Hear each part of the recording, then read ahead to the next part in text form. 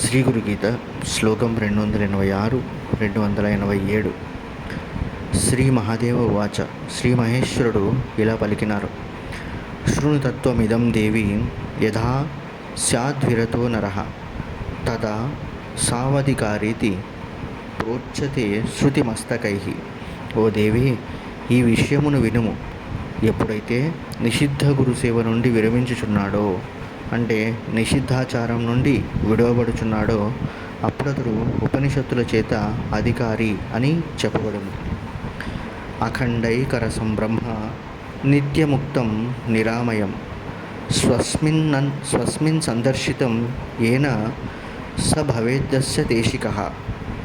అపరిచ్ఛిన్నము, కేవలం ఆనందరూపము, నిత్యముక్తము, నిర్మలము అగు బ్రహ్మమును తనయందు ఎవరిచేత దర్శింపచేయబడినదో అతడు దేశికుడగును.